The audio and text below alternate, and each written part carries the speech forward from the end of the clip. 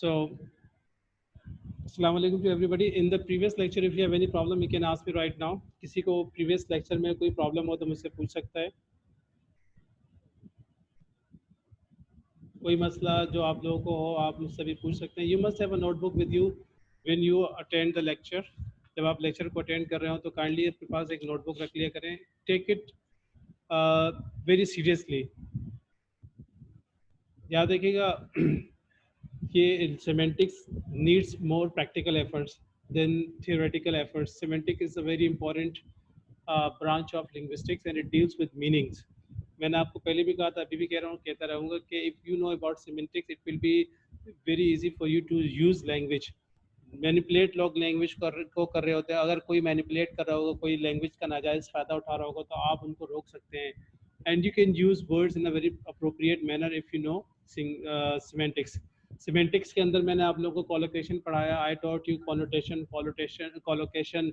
I have taught you polysemy, और there are many other things which I have taught you up till now in this 8 classes, and today right now I'm teaching you presupposition and entailment. So these all are extremely important from this point of view that they all deal with meaning. आपने देखा होगा कानून नाफिज करने वाले इदारे जो होते हैं, उनके जो एहलकार होते हैं, वो लोग मुजरिमों से बहुत सा बातें उगलवाते हैं. वो किन चीज़ों को यूज़ करके उगलवाते हैं, वही आपके पास सब प्री सपोजिशन होता है. और फिर इंटेलमेंट से उन्हें बहुत सी चीज़ें पता चलती है. प्री सपोजिशन से मुराद ये प्री सपोजिशन से मुराद ये कि आप कुछ चीज़ें प्री सपोज कर रहे हैं. Let me correct this spelling. तो आप चीज़ों को प्री सपोज कर रहे हैं और फिर आप जो हकीकत है वो आपको मालूम हो जाती है. मतलब कुछ चीज़ें आप जैसे हम कहते हैं ना, हवा में फायर छोड़ दिया है, आपने कुछ छोड़ दिया, उसके बाद आपको कुछ चीज़ें उससे पता चल गई. So this is what happens in real life as well. मैंने गालिबन कभी आप लोगों को मिसाल दी या नहीं. फॉर एग्जाम्पल, आप लड़कों से अगर वो जॉब कर रहे हैं, so if you ask about their salary, they will not tell you about their salary. वो आपको अपनी सैलरी का नहीं बताएंगे, बहुत अच्छे चाहेंगे. इसी तरह से अगर गर्ल्स से अगर आप उनकी एज मालूम करना चाहें, so they will hesitate to tell you the age. Presupposition का इस्तेमाल यहाँ कर सकते हैं. ठीक है. For example, if I ask a girl about her age कि आप how old are you, she may not tell me about her age. तो आप कुछ चीज़ें ऐसे सपोज करके उनसे पूछ सकते हैं. then she can tell, you can realize or you can get about her age. मिसाल के तौर पे आप उनसे ये कह सकते हैं कि when did you complete your matric. she will answer, वो लाजमी इसका जवाब देगी, I completed my matric in this and that year. इसी तरह से you can ask about her, how old was she when she completed her matric, कि उन्होंने कितने साल की उम्र में अपने मैट्रिक को जो है कंप्लीट किया, फिनिश किया. तो वो उसका जवाब भी आपको खुशी खुशी में दे देंगे. Then you can count her as that she is that much old. So this is what we call presuppose. So let's talk about further. So in real life, in everyday situation, these things we have everywhere. Now, what is presupposition? You can see over there on the screen. Presupposition is something that a person believes to be true, and he uses as a beginning of an argument, even though it has not been proved. यानी वो चीज़ prove नहीं हुई, लेकिन वो उसको इस्तेमाल करता है और वो बिलीव करता है कि ये सच है, ताकि उससे वो रियलिटी तक पहुंच सके. Presupposition is what the speaker assumes to be the case before making any utterance. यानी इससे पहले वो कोई और utterance या कोई और बात कहता है, तो वो इसको assume कर रहा होता है कि ये चीज़ हो सकती है. फॉर एग्जाम्पल, ये आपके पास दो जुमले, टॉम्स सिस्टर बॉट 2 अपार्टमेंट्स. ये एक जुमला है. इस जुमले से आपको क्या समझ में आ रहा है? आप क्या चीज़ assume कर रहे हैं? This time, mashallah, there are 15 students with me, so it is a better strength. तो मैं आप सबसे ये सवाल पूछना चाह रहा हूँ कि टॉम सिस्टर बोट 2 अपार्टमेंट्स, इस जुमले से आपको क्या चीज़ समझ में आ रही है?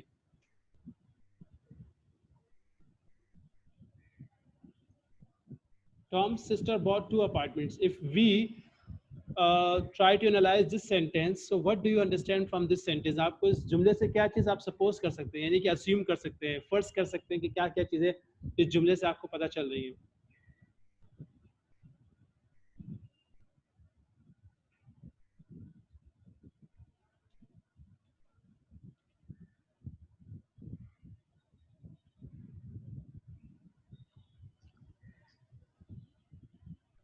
Yes, can anyone tell me, कुछ ही बता दें, आप लोग इतना परेशान मत होया करें, बता दिया करें, it's all right. No, you can share your knowledge with me and it will give positive impact. इससे मत सोचिएगा हमने गलत बता दिया, कोई हंसेगा या टीचर इसको नेगेटिव लेंगे। I will appreciate you, at least you are participating. So Tom's sister bought 2 apartments, what do you understand from this sentence? Sir इससे यही समझ आता है कि टॉम्स की जो बहन है उसने 2 अपार्टमेंट्स खरीदे। ठीक है, ये तो इसका ज़ाहिरी आपके पास जो माना है वो आ गया। और इसके अलावा क्या समझ में आ रहा है इस जुमले से, और क्या समझ में आ रहा है? ये तो आपने बता दिया इसकी जो मीनिंग्स है, लेकिन इसके अंदर जो हिडिंग मीनिंग्स है, जो चीज़ें आपने अस्यूम करनी है, यानी कि इससे निकालनी है और फर्ज करनी कि ये चीज़ें भी हो सकती है, ये भी पॉसिबिलिटी है, ये भी पॉसिबिलिटी है, वो क्या है? सर वो ये हो सकता है कि जब उसने 2 अपार्टमेंट्स खरीदे हैं तो वो वेल्थी होगी, मतलब वेरी वो गुड, एक्सीलेंट, ये बहुत ज़बरदस्त आपने पॉइंट बताया है कि she has bot 2 apartments, it means she must be wealthy. एक तो चीज़ ये समझ में आएगी कि वो पैसे वाली पार्टी है, ठीक है। ज़ाहिर है अपार्टमेंट कोई बंदा, गरीब बंदा तो खरीद नहीं सकता, ना ही मिडिल क्लास वाला खरीद सकता है। तो उन्होंने 2 अपार्टमेंट खरीदे हैं, it means she must be wealthy और रिच, ठीक है, पैसे वाली पार्टी है। एक चीज़ ये आ गई, और क्या इससे समझ में आई है? इसी तरह से आप बताएं, इससे और भी चीज़ें आपको सामने नज़र आती हुई मिलेंगी। और क्या हो सकता है इस जुमले में?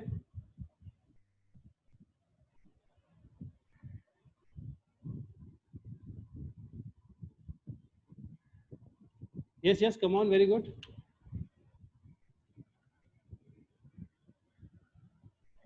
What things can we get more from this sentence? एक तो बताया, what's your name? आपने जो बताया, क्या नाम था आपका?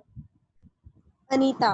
Anita has mentioned a very good thing that she has, since she has bought 2 apartments, so it means she is wealthy. वो मालदार खातून हैं। और क्या चीज़ समझ में आ रही है?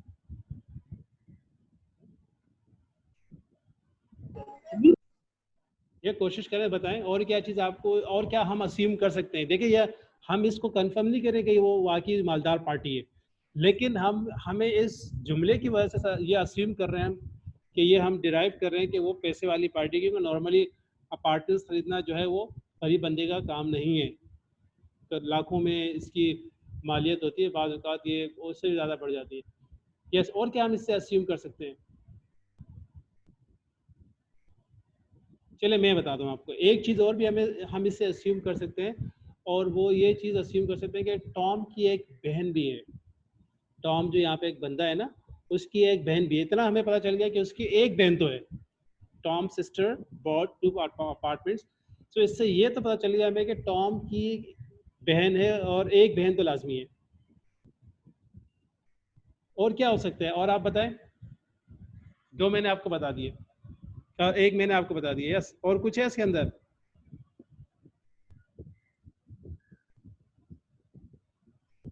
Yes, come on.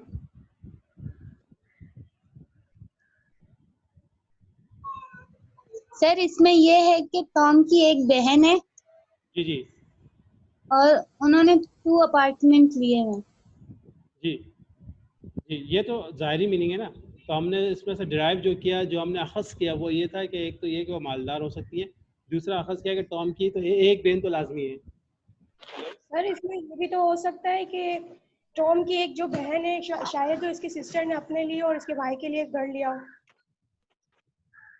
ठीक है, तो जो हमने प्री सपोज किया, एक तो ये किया कि वो मालदार पार्टी हो सकती है। दूसरा जो हमने प्री सपोज किया वो ये है कि वो जो है टॉम की एक सिस्टर तो लाजमी है। ठीक है, ये 2 चीज़ें हमारी समझ में आई।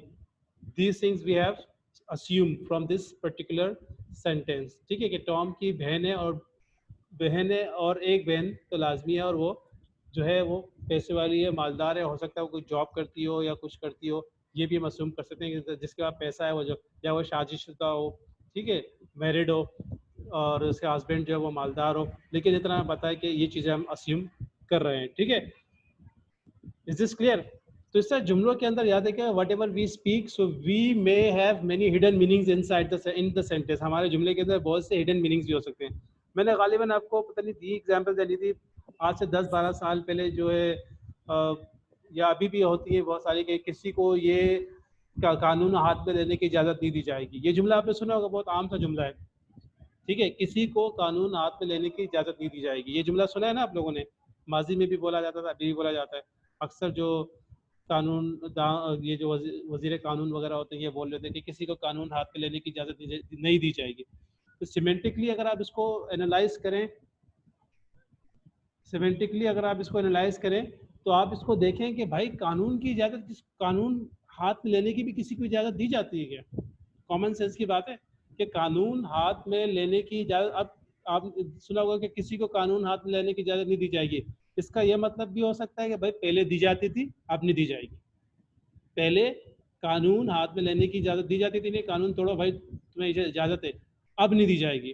तो जुमला जो है सिमेंटिकली बड़ा अजीब है, semantically it has different meanings, लोग जुमला कह रहे होते हैं। इस तरह और भी बहुत सारे जुमले आपको मार्केट पे या आपको न्यूज़पेपर में मिलेंगे, which has multiple meaning, which are ambiguous and which have many other problems. दूसरा जुमला आपके पास, his father is a retired army officer. इस जुमले से हमें एक चीज़ तो ये समझ में आई कि इसके वालिद साहब जो थे वो क्या थे, उनका एक तवील अरसा आर्मी में गुजरा है। he had been there for a long time, क्योंकि रिटायर्ड जो भी होता है वो एक अरसा लगा के रिटायर्ड होता है। अगर कोई आर्मी में जाए और फौरन से आर्मी छोड़ दे तो रिटायर्ड नहीं कहलाएगा, ठीक है। So retired is a word that through which we can suppose that his father must have spent a long time in the army, ठीक है। एक तो ये चीज़ होगी, और रिटायर्ड ऑफिसर ये हमारे पास आ गया, और दूसरा आपके पास और भी इसमें से चंद एक चीज़ें निकल सकती है। तो जुमले के अंदर आप देखिएगा you must have something that can give you some assumption, जो आपको कुछ assumption दे सकते हैं। So this is what we call presupposition and this is very commonly used। ये बहुत आम इस्तेमाल होता है मुजरमों के साथ, और बहुत सी जगहों पे हम लोग किसी कुछ बुलवाना चाहें तो हम presupposition के जरिए, या कोई हमसे यूज़ कर सकता है presupposition के जरिए बहुत कुछ पूछ सकता है। ओके, presupposition तो वो हो गया जो स्पीकर प्रीसपोज करता है वाइल सेंटेंसेस। एंटेलमेंट एक और सी चीज़ है जो इससे बिल्कुल बहुत हद तक मिलती है, but it is a little different. Entailment is what logically follows from what is stated in the sentence, यानी आपने जो कुछ बोला उससे जो लॉजिकली फॉलो कर रहा है वो क्या कहलाती है, एंटेलमेंट होती है। मिसाल के तौर पर speakers have presuppositions while sentences but speakers do not have entailments. यानी प्री सपोज तो हम उस वक्त करेंगे जब हम कर रहे होते हैं जब हम जुमला बोल लेते हैं, लेकिन एंटेलमेंट नहीं होती है। एंटेलमेंट कब होती है, जैसे मिसाल के तौर पर you can see this one, the sentence, जुमला ये है कि the president was assassinated. President was assassinated, president को असैसिनेट किया यानी कि प्रेसिडेंट को कत्ल कर दिया गया। अब जब प्रेसिडेंट को कत्ल कर दिया गया तो एंटेलमेंट क्या आ रही है इसकी कि द प्रेसिडेंट इज डेड। क्या इसकी एंटेलमेंट आ रही है, द प्रेसिडेंट इज डेड, ये आपके पास इसकी एंटेलमेंट आ रही है। द प्रेसिडेंट वाज असैसिनेटेड, इसका मतलब ये है कि जो चीज़ हमारे पास सामने आ रही है वो ये है the president is dead now. ऐसे ही ना भाई,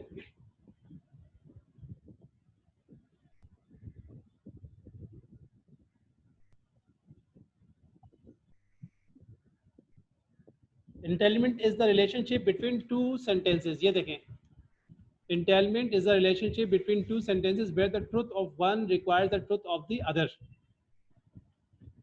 अब किसी ने कहा कि he has passed his BA, क्या कहा, he has passed his BA, इससे entailment क्या आएगी, कौन बताएगा, जल्दी से बताए। he has passed his BA, I have completed my bachelor, तो इससे क्या entailment सामने आ रही है,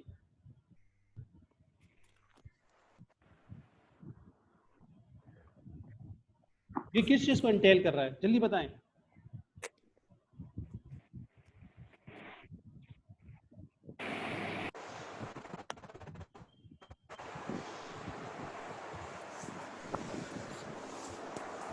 यस यस, अगर आप किसी से कहते हैं I have pass my BA या somebody says that she has or he has completed his BA, तो इंटेलमेंट ये है कि she is eligible for MA। क्या इंटेलमेंट इसकी आ रही है कि BA कर लिया ना, इसका मतलब है he or she is eligible for MA, वो MA के लिए आप एलिजिबल हो चुकी है, इसके लिए क्वालिफाई कर चुकी है, MA में दाखिले के लिए वो क्वालिफाई कर चुकी है। क्यों, क्योंकि उसने बीए कर लिया है। तो बीए करना जो है ये इंटेल, इसको इंटेल कर रहा है कि आप अभी एमए में दाखिला ले सकती हैं।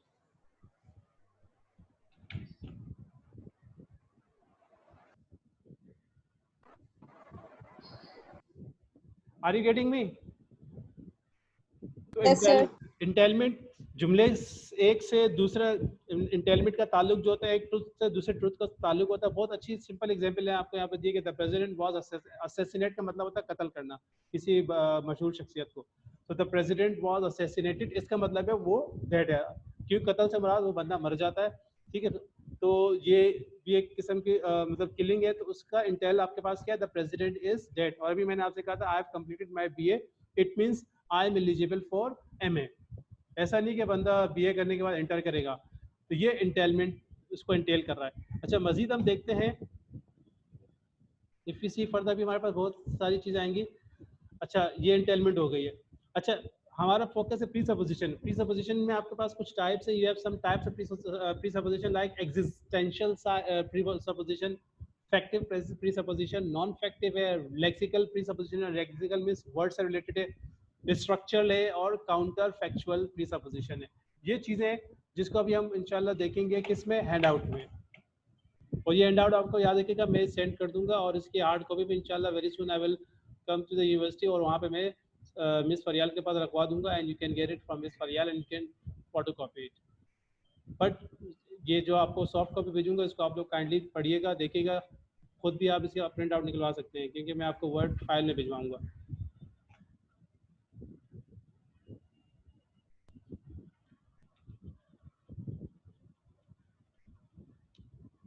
Okay, so you can see here, ये चीज़ आपको बता चुका हूँ।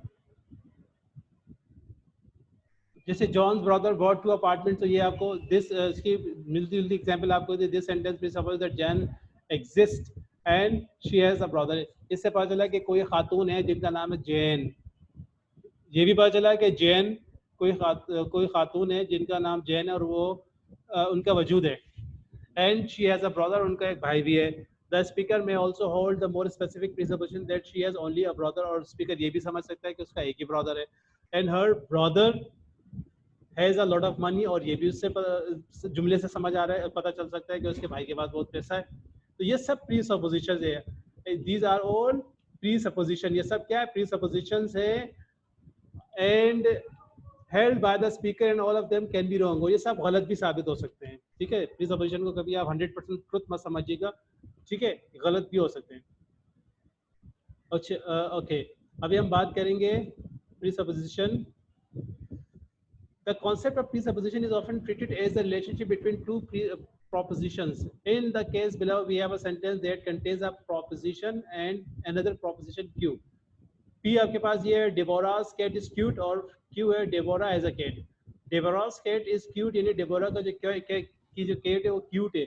इससे आपको पता ये चला कि डेबोरा के पास एक cat है। When I say that Deborah's cat is cute, so this sentence means that Deborah has a cat. And Deborah's cat is not cute. ये भी आपको ये शो कर रहा है कि she has a cat, but it's not cute.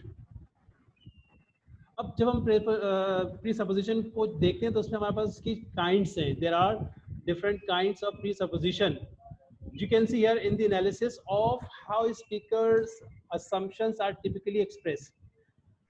Presupposition has been associated with the use of a large number of words, phrases and structure। इसको आप ध्यान में रखिएगा, इसकी association किससे? With the use of a large number of words, phrases and structures।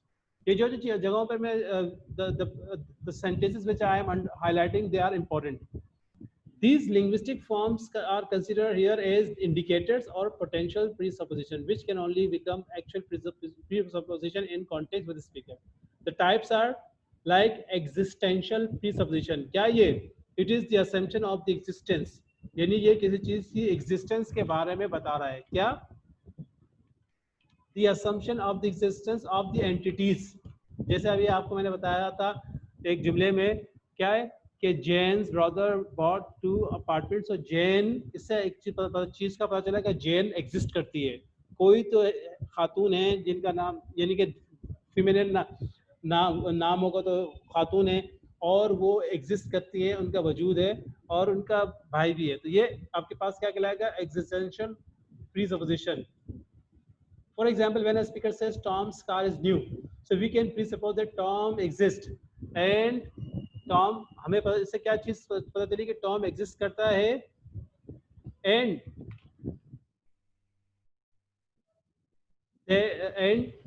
he has a car, और उसके पास एक कार है, यानी कि Tom और कार दोनों exist करते हैं. बात समझ आ रही है इसकी एग्जिस्टेंशियल की? यस स्टूडेंट्स, ये जो आपको Yes, sir. ठीक है, तो आपने याद रखिएगा एग्जाम्स में मैं आपको जुमले दूंगा, जुमले दे सकता हूँ, and I can ask you to analyze the sentences keeping in mind these things. तो आप काइंडली इसको लाजमी समझिएगा. If you have any problem you can talk to me, you can ask me, ठीक है. वरना एग्जाम्स में अगर आपको समझ में आ गया तो you will enjoy doing such things, और अगर आपको समझ में नहीं आया तो दुनिया की कोई ताकत भी आपको समझा नहीं पाएगी, ना ही चीट कर सकेंगे इसमें सिमेंटिक्स का पेपर हो गया, ग्रामर का पेपर हो गया, इसमें चीटिंग भी नहीं चलती, ठीक है. हाँ, अगर कहीं डिस्क्रिप्टिव हो गया तो वो बात समझ में आती है, वरना जहाँ पे प्रैक्टिकली आपको चीज़ें बतानी होंगी वहाँ पे आपकी जो इंटेलिजेंस है, आपको जो समझ में आया वो चीज़ आपके लिए ज़बरदस्त है, अदरवाइज कुछ नहीं काम आएगा. तो इसलिए आपको अगर समझ में ना आया सो यू कैन आस्क मी. तो यहाँ पे मैंने आपको एग्जिस्टेंशियल प्रीसपोजिशन का बताया कि what is existential presupposition means Tom's car is new, so we can assume that Tom and car they both exist. Factive presupposition second है. क्या है इसका मतलब? It is the assumption that something is true, कि कुछ जो है वो सच है, due to the presence of some verb such as know, realize and of phrases involving let. For example, ये कुछ ऐसे वर्ब है जिनकी वजह से पता चलता है कि वाकई वो सच है. When a speaker says that she didn't realize someone was ill, जब उसने कहा कि she didn't realize someone was ill, we can presuppose that someone is ill. ठीक है, ये जो जुमला है आपके पास कहा कि she didn't realize, जैसे मैंने कहा I didn't realize that someone was ill, तो इसका मतलब ये है कि कोई तो बीमार है. CID आपने देखा होगा, देखते होंगे और देखा होगा माजी में, या आई डोंट नो अभी भी देखते होंगे. उसमें क्या करते हैं वो प्रीसपोजिशन, बहुत इफेक्टिव प्रीसपोजिशन आपको मिलेगी, या एग्जिस्टेंशियल प्रीसपोजिशन आपको मिलेगी. कुछ तो है भाई इसमें, कुछ तो है इस चीज़ में, मसला तो है इसमें. उस मसले को देखकर वो लोग प्रीसपोज करके वो आगे अपने कदम बढ़ा रहे होते हैं. So she didn't realize someone was ill, कि उसने इस चीज़ को रियलाइज नहीं किया कि कोई इल है, इसका मतलब है कोई तो इल है. We can presuppose that someone is ill. Also when he says I am glad it's over, so we can presuppose that it is over. उसने कहा I am glad it's over, इससे पता चला कि इट इज ओवर, ये fact है. तो कुछ वर्ब ऐसे होते हैं जिनको इस्तेमाल करने से वाकई फैक्ट शो कर रहे होते हैं, ठीक है, हकीकत. Is this clear? Factive presupposition. Yes, factive clear है? No, sir. नहीं, दोबारा देखिएगा क्या कह रहे हैं कि देयर आर सम वर्ड्स, कुछ ऐसे वर्ड्स होते हैं जिनको इस्तेमाल, जैसे मैंने कहा कि I didn't realize that he was ill, or I didn't realize that he was in the class. मैंने ये कहा, तो इस जुमले से क्या है? I didn't realize he was in the class, it means he was in the class. वो क्लासरूम में मौजूद था लेकिन मैं उसको रियलाइज नहीं कर पाया, मैं समझ नहीं पाया. तो ये जुमला जो है फैक्ट है, ये एक हकीकत है. क्यों? रियलाइज वर्ब मैंने इस्तेमाल किया, और रियलाइज जो हमेशा आपको फैक्चुअल चीजें बताएगा. इसी तरह से आपने कहा I know he is a very good man, I know he is a very good man. तो ये नो जो वर्ब है ये फैक्ट को शो कर रहा है कि आपको वाकई पता है कि वो क्या है, एक अच्छा आदमी है.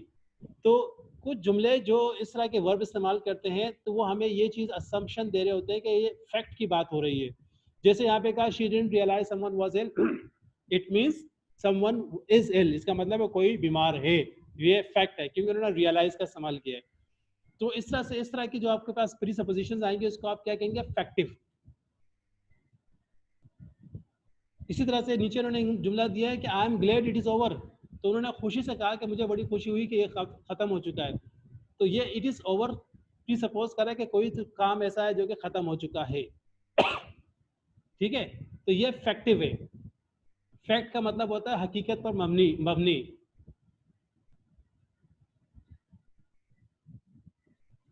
यस, अब इसमें कोई चीज जो समझ नहीं आया तो मुझसे पूछ सकते हैं आप.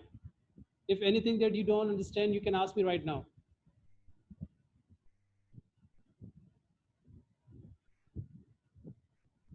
Yes, not getting my thank you point? Sir, it's clear now. अब उसके बाद है lexical.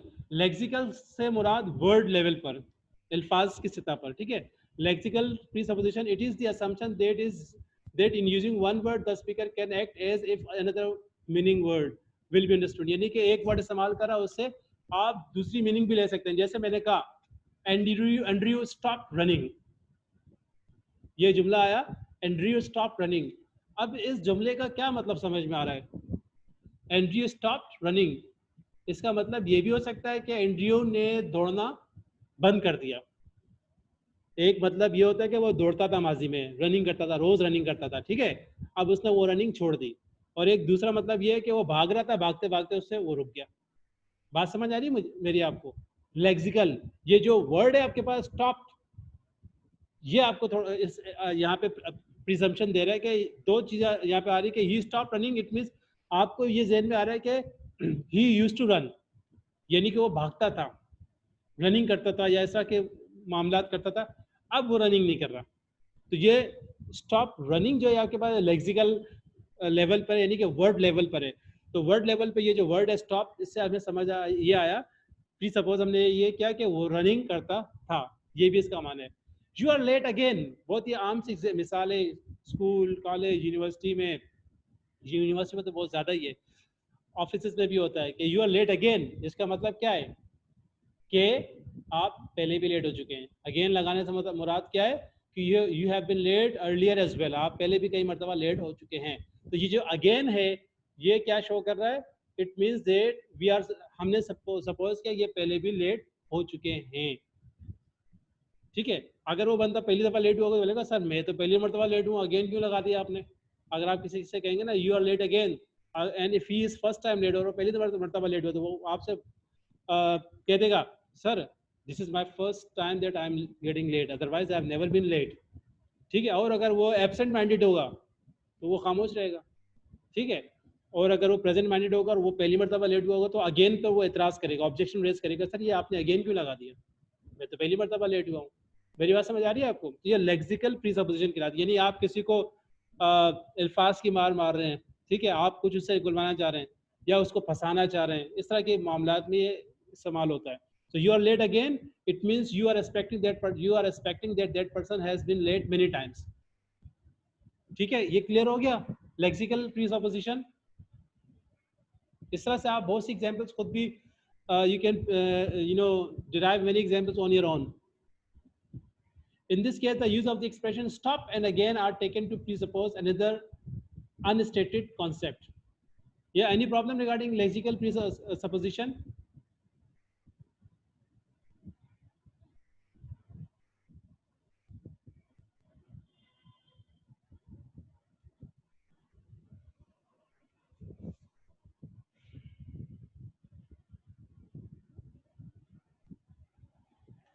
Yes, any question regarding lexical?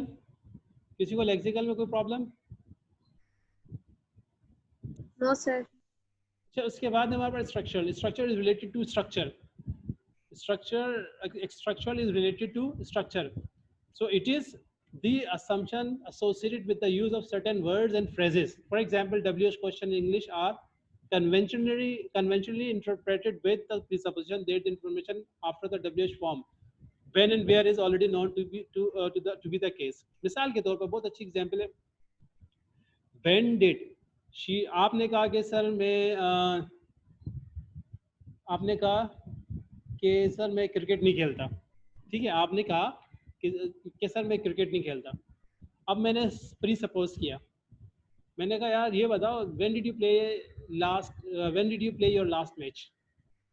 When did you play your last match? आपने जवाब दे दिया सर मैंने 3-4 महीने पहले खेला था, ठीक है। मैंने आपसे बात करवा ली, मैंने अभी तो आपने कहा था मैं क्रिकेट नहीं खेलता और अभी आप कह रहे हैं सर मैंने 3 महीने पहले या 2 महीने पहले अपना आखिरी मैच खेला था, ठीक है। इसका मतलब आप खेलते थे, ठीक है। So when did she travel to the USA, आप जब किसी से पूछेंगे ना when did she travel to the USA और वो इसका जवाब दे दे, इसका मतलब ये है कि वो ट्रेवल कर चुकी है। अब वो नहीं कह सकती कि she did not travel, it means that she has travelled और शी ट्रेवल्ड। वेयर, क्योंकि व्हेन से मुराद ये नहीं होता कि आपने ट्रेवल किया या नहीं किया, व्हेन से मुराद टाइम होता है। WH questions are always used to find out information. Here if you use when, it means you talk about time. You are asking about time. You're not asking whether you traveled or not, क्या आपने travel किया या नहीं किया, वही पूछना चाह रहे हैं कि आपने कब किया. Where did you buy the book?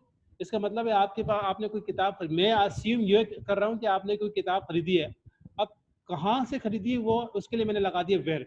Where did you buy the book? It means you have bought the book. So the listener perceives that the information presented is necessarily true rather than just the presupposition of the person asking the question. तो ये structural level पर आपने प्रीसपोज किया कि कोई काम ये हो गया है, आप उसको WH वर्ड्स लगा के उसको मजीद कंफर्म कर रहे हैं. Is this clear?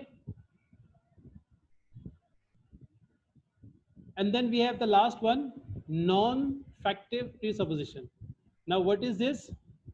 It is an assumption that something is not true, कि कोई चीज दुरुस्त नहीं है. For example, verbs like dream, imagine and pretend. अब जब आप dream का इस्तेमाल करेंगे, imagine का इस्तेमाल करेंगे, pretend का इस्तेमाल करेंगे, तो ये presuppose करते हैं कि these things are not true. मैंने कहा I dreamt that I was rich. ठीक है, मैंने क्या कहा कि मैंने ख्वाब देखा कि मैं बहुत अमीर हूँ. तो अमीर इसका मतलब मैं अमीर नहीं हूँ, सिर्फ मेरा ख्वाब था. जैसे वहाँ पे हमने फैक्टिव में देखा था कि वर्ब्स लाइक नो, रियलाइज लगाने से क्या है, आप फैक्ट शो कर रहे हैं. So here verbs like imagine, dream, pretend लगाकर आप नॉन फैक्टिव प्रीसपोजिशन को शो कर रहे हैं. We imagine that we were in London, और imagine that you are in London. तो इसका मतलब है you are not in London, you are just imagining. आप सिर्फ इसको इमेजिन कर रहे हैं. तो ये ऑपोजिट है फैक्टिव का. और again you can use some verb which can make it non factive, जो उसको नॉन फैक्टिव कर सकते हैं. फिर उसके बाद आपके पास the last one is counter factual presupposition. So what is this? It is the assumption that what is presuppose is not only untrue but it is the opposite of what is true. यानी कि वो सिर्फ untrue नहीं है बल्कि वो opposite है of true के, या contrary to the facts. For example, some conditional structures generally called counter factual condition. Presuppose that the information in if clause. If clause के अंदर देखिए आप, ये आपके पास है बहुत अमूमन सेकंड कंडीशन है, if you were my daughter I would not allow you to do this. ठीक है, ये ना सिर्फ अनट्रू है बल्कि ये कॉन्ट्री टू द फैक्ट्स भी है. ठीक है, क्या है कि you are not my daughter, you are not my daughter and that's why I would not allow you to do this. तो ये ना सिर्फ अनट्रू है बल्कि ये काउंटर टू द फैक्ट्स भी है, but it is a conditional sentence, imaginative. ठीक है, so if you are my daughter I would not allow you to do this. It means you are not my daughter and that is why I will not allow you to do this. तो ये आपके पास counter factual supposition है which is not only untrue but it is also contrary to the facts. You can see here Joule has also called attention to the projection problem which occurs when a simple sentence becomes part of a more complex sentence. Nobody realized that Kelly was unhappy. I imagine that Kelly was unhappy. वही fact और non fact के हवाले से.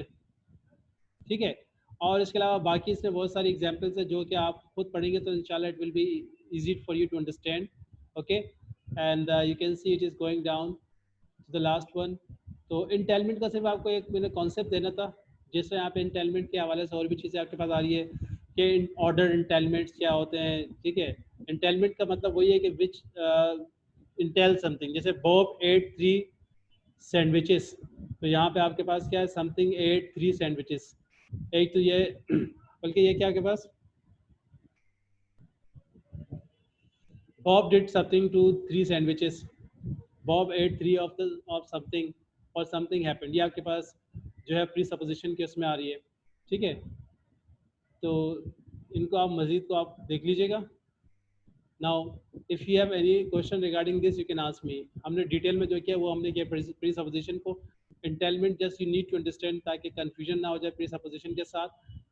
And remaining things you can read on your own. It will not be difficult for you now, inshallah, when you read. Any question, please?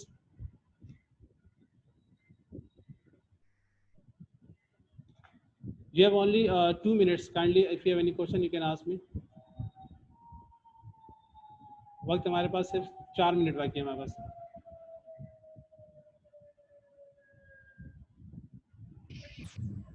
Sir ये PPT send कर दें group में, हम मजीद read कर लेंगे. हाँ, वो तो I will send you this video and I will also send you the hand out. वो तो मैं आपको भेज दूंगा. But if you have any problem right now you can ask me. No sir, no any problem. अच्छा, remember there is one more video. I will send you the recording of that video. Next week में आप वो recording होगी plagiarism के हवाले से. So it is a very, plagiarism का ताल्लुक अगरचे सेमेंटिक से नहीं है, but it covers all, it has its link with all subjects, and it is very important to know about plagiarism. Plagiarism के बारे में जानना बहुत ज़रूरी है, क्योंकि many time it happens that students unwillingly do something that becomes plagiarism. उनको पता ही नहीं था कि वो उन्होंने गलत काम कर डाला है. प्लेजरिज्म में आर्टिकल्स वगैरह में बहुत ज़्यादा, रिसर्च में बहुत ज़्यादा मसाइल आते हैं इसके. ठीक है, तो वो मैं आपको रिकॉर्ड करके भेज दूंगा, काइंडली इसको भी आप देख लीजिएगा, और वो इसमें आपके पास हैंड आउट में मौजूद है. Well, according to new time table, when is your class? Can you tell me with me according to the new time table? मैं आप लोगों के नाम पुकार रहा हूँ, काइंडली आप लोग सिर्फ यस कह दीजिएगा, ठीक है, ताकि चैट में आपका नाम आ जाए. I am just calling out your names. Abdul Qadir present कह दीजिएगा. Abdul Qadir present. Alia Memon, Alia Memon, Alia Memon. Yes Alia Memon, you say present, ताकि आपको चैट में आ जाए नाम आपके. आलिया मेमन जल्दी बोलते, टाइम हमारे पास. Present sir. क्या? एमन कौसर, एमन कौसर,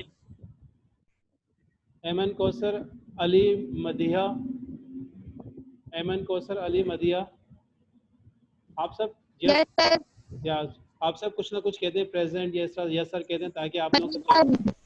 या फजल खालिक, अब्दुल कदीर सर, या सब यस सर या प्रेजेंट सर कहते हैं. Anita Sattar, Atiqa present sir. और यहाँ पे HTC Desire present sir. Mohammad Hasan, Maryam, Lashari, Sadaf. Present sir. Present sir. सब प्रेजेंट कह दीजिएगा, ताकि आप लोगों का चैट में आ जाए, क्योंकि यही चैट हमें आगे कल को दिखानी पड़ सकती है. ठीक है, to show your presence. Okay sir, thank you. सब कुछ ना कुछ कह दीजिएगा. Sir yes sir, present sir कह दीजिएगा. ठीक है. Yes sir. ठीक है. Yes sir. Now I'm ending because it is almost coming to an end. See you inshallah. Sir 17 and में साथ हूँ. ठीक है, ठीक. अच्छा, ये बताएं कि according to new time table, when is your class with me? नए टाइम टेबल को बता. Have you got receive new time table? Yes sir. उसमें आपकी क्लास मेरे साथ कब है? Tuesday. Sir new time table में सिमेंटिक्स अभी तक नहीं है. ऐड नहीं किया गया.